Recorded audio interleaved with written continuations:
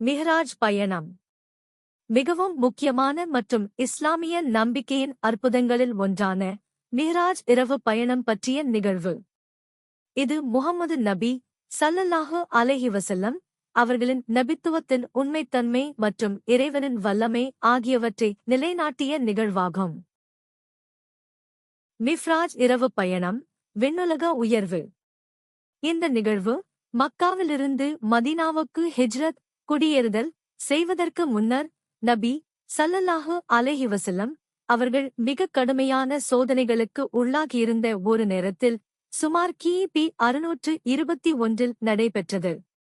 இந்தச் சம்பவம் முஹம்மது நபி ஸல்லல்லாஹு அலைஹி வஸல்லம் அவர்கள் தமது வாழ்க்கையில் சந்தித்த சோதனைகளின் உச்சத்தில், அதாவது அவர்களின் பெரிய தந்தை அபூ தாலிப் மற்றும் அன்பு மனைவி கதீஜா ரலி ஆகியோர் இறந்த பிறகு இஸ்லாமிய வரலாற்றின் ஒரு முக்கியமான ஆண்டாக கருதப்படும் துயர ஆண்டிற்கு பிறகு நடந்தது. ஒருநாள் இரவு முஹம்மது நபி ஸல்லல்லாஹு அலைஹி வஸல்லம் அவர்கள் மக்காவில் உள்ள காபா ஆலயத்தின் அருகே தம் வீட்டருகில் உறங்கிக் கொண்டிருந்தார்கள். அப்போது வானவர் ஜிப்ரீல் அலைஹிஸ்ஸலாம் அவர்கள் வந்தார்கள். ஜிப்ரீல் அலைஹிஸ்ஸலாம் அவர்கள் புராக் என்ற ஒரு அற்புத வாகனத்தின் மீது நபியவர்களை அமரச் செய்தார்கள். அதன் காலடி அதன் பார்வை எட்டும் தூரத்தில் விழும். புராக் என்பது மின்னல் வேகத்தில் பயணிக்கக்கூடிய ஒரு வாகனமாகும்.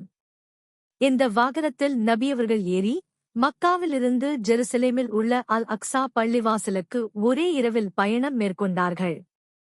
இது இஸ்ரா பயணம் என்று அழைக்கப்படுகிறது.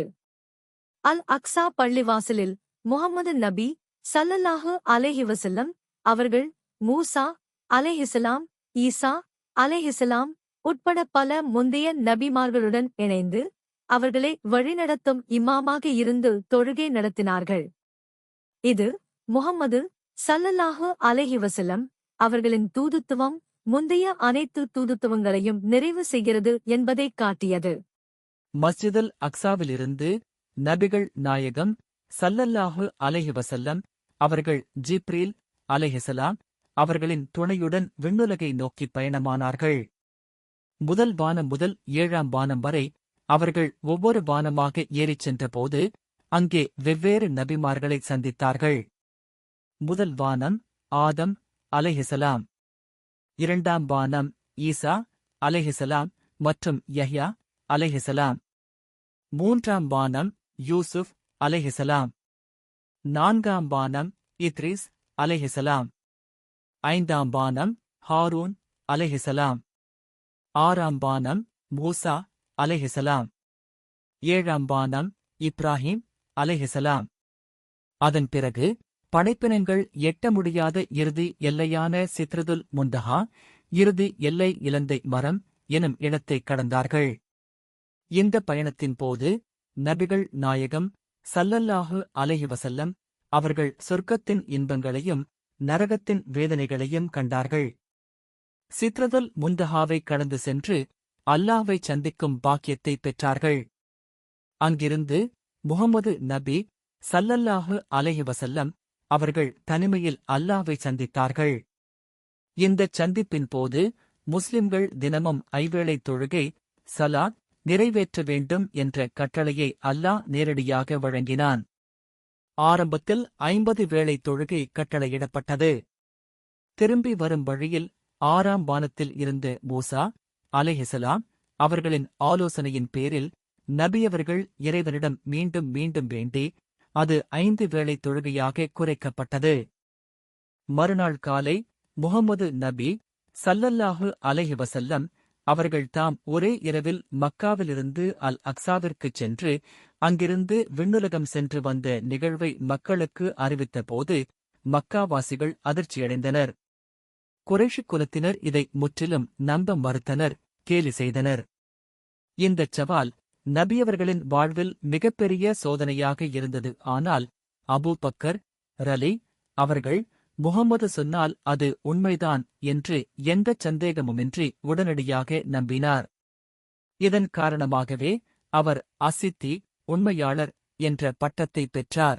இந்த மிஃராஜ் இரவு நிகழ்வு நபிகள் நாயகம் ஸல்லல்லாஹு அலைஹி வஸல்லம் அவர்களுக்கு அல்லாஹ் வழங்கிய மாபெரும் கௌரவமாகவும் இஸ்லாமிய வரலாற்றில் ஒரு மிக முக்கியமான அற்புதமாகவும் கருதப்படுகிறது. இந்த நிகழ்வு குர்ஆனில் உள்ள 17வது அத்தியாயமான அல்-இஸ்ராவின் முதல் வசனத்தில் குறிப்பிடப்பட்டுள்ளது.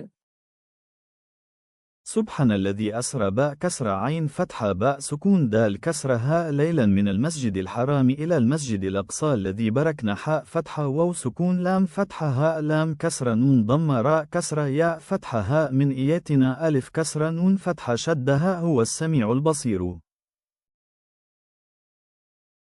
அல்லாஹ் சுப்ஹானஹு வதஆலா கூறுகிறான், எவன் தன் அடியாரை மஸ்ஜிதுல் ஹராமிலிருந்து சுற்றுப்புறத்தை நாம் அபிவிருத்தி செய்து மஸ்ஜிதுல் அக்ஸா வரை இரவோடிரவாக அழைத்துச் சென்றானோ அவன் தூய்மையானவன்.